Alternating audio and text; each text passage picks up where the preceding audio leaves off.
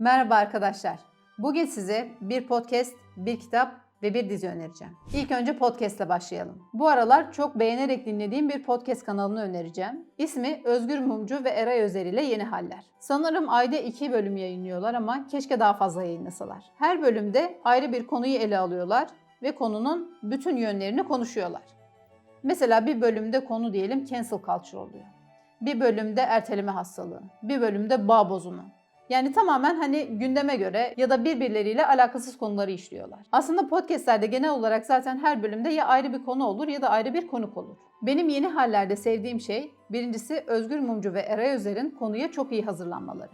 Yani onları dinlerken anlıyorsunuz. Çünkü böyle çok alakasız ya da hiç kimsenin bulamayacağı bir şeylere ulaşmış oluyorlar. Bir makaleye ulaşmış oluyor ya da bir bilgiye ulaşmış oluyor. İkincisi de konuyu gerçekten bütün yönleriyle konuşuyorlar. Yani mesela erteleme hastalığını konuşurken atıyorum 2000 sene önce bir tane filozof bununla ilgili bir şey söylemiş, onu söylüyor. Ya da bugün bilim bununla ilgili ne diyor? Psikologlar bununla ilgili ne diyorlar?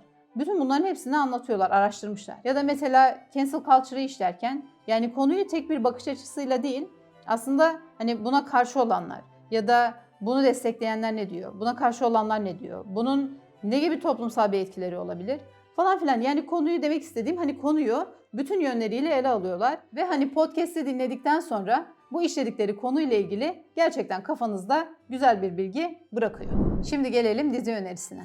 Netflix'te yayınlanan bir diziyi önereceğim. İsmi Love, Death and Robots. Türkçesi Aşk, Ölüm ve Robotlar diye çevrilebilir sanıyorum. Bu diziyi bana bu videomu çeken kuzenim Şakir önerdi.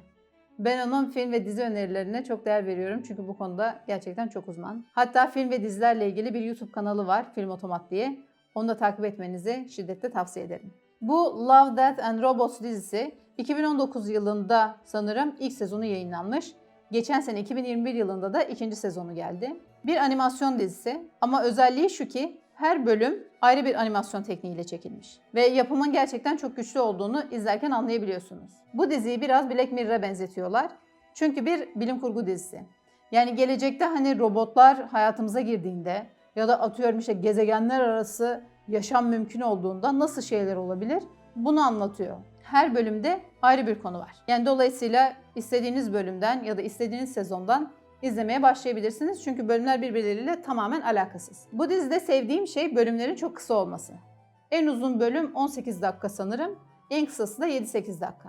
Yani böyle kısa bir kahve molasında ya da çok küçük bir ara varken ya da birisini beklerken bu diziyi izleyebilirsiniz. Gerçi ben de öyle bir bölüm izleyeyim diye başladım ama dizi çok güzel olduğu için hepsini tak tak arka arkaya izlemiştim. Dizinin bazı bölümleri biraz komik, bazıları çok kaotik, bazıları mesela çok kanlı.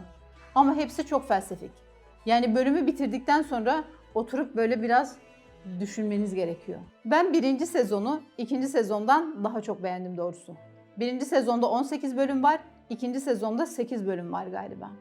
Sonra bu dizinin fanları böyle 3. sezon gelsin diye sürekli olarak yazıyorlar ama bilmiyorum, bence tadında kalmasında fayda var. Ben 3. sezonun gelmesini istemem.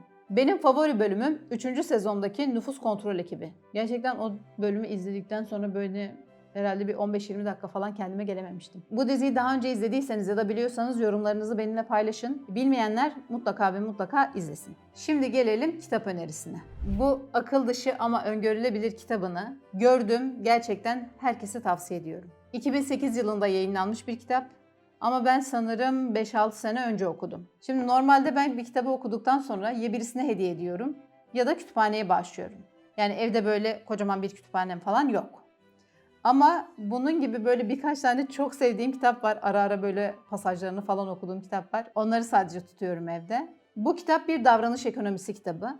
Ama çok akademik bir kitap değil. Yani dili çok basit ve yalın. Aslında herkese hitap ediyor. Sadece böyle ekonomistlere hitap etmiyor. Bu kitap bizim satın alma davranışlarımızın arkasında aslında bilmediğimiz akıl dışı dürtüler ya da akıl dışı etkileri anlatıyor. Her zaman böyle bir şeyi satın alırken çok böyle akıllı davrandığımızı düşünürüz.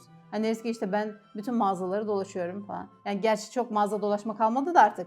İnternetten araştırıyorum, karşılaştırmaları yapıyorum, yorumları okuyorum, fiyatlara bakıyorum, bilmem ne yapıyorum. Ondan sonra karar veriyorum deriz. Yani çok akıllı kararlar verdiğimizi düşünürüz. Ama bu kitaptaki örnekler gerçekten çok garip. Yani diyorsunuz ki Ya böyle bir şey nasıl olabilir? Yani böyle bir şey nasıl benim satın alma davranışımı etkileyebilir? Bu kitabın sevdiğim bir diğer tarafı da bütün verdiği örnekleri deneylerle kanıtlamış olması.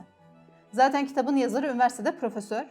Kendi öğrencilerini de bir nevi denek olarak kullanmış. Yani bütün hepsini öğrencileri üzerinde test etmiş. Mesela şöyle bir örnek veriyor kitapta. Diyelim bir kitap seti ya da bir eğitim seti almaya gittiniz. Kitap setinin fiyatı $100. Bir de ikinci bir paket var. Kitap seti artı CD seti, onun fiyatı da $200. Şimdi bu iki seçenek arasında tercih yaparken mesela diyorsun ki benim CD'ye ihtiyacım var mı? Yok ya ben sadece hani kitapları okuyacağım, kitaplar üzerinden devam ederim. CD'ye çok da ihtiyacım yok diye düşünüyorsun. Ekstradan $100 vermeyeyim diye düşünüyorsun. Dolayısıyla kitap setini alıyorsun. Fakat işin içerisinde bir de üçüncü bir seçenek olduğunda. Mesela kitap seti var $100. CD seti var $200. Kitap artı CD seti $200. Şimdi bu şekilde 3 tane tercihin olduğunda bu sefer diyorsun ki ya zaten CD'nin kendisi $200'mış. Bari kitap artı CD alayım da $100 kar etmiş olurum. Yani bakın hani işin içerisinde üçüncü bir seçeneğin olması aslında akıllı zannettiğimiz karar verme sürecini nasıl etkiliyor biz hiç farkında olmadan. Hepimiz birer tüketici olduğumuza göre bütün bunları fark etmemiz bence çok önemli. Böylece gerçekten artık daha akıllı seçimler yapabiliyorsun satın alma sürecinde. Bu önerdiğim diziyi izleyenler, kitabı okuyanlar veya podcast'i takip edenler yorumlarını mutlaka benimle paylaşsın. Diğer herkesin bunu okumasını, dinlemesini, izlemesini çok şiddetle öneriyorum. Takipte kalın.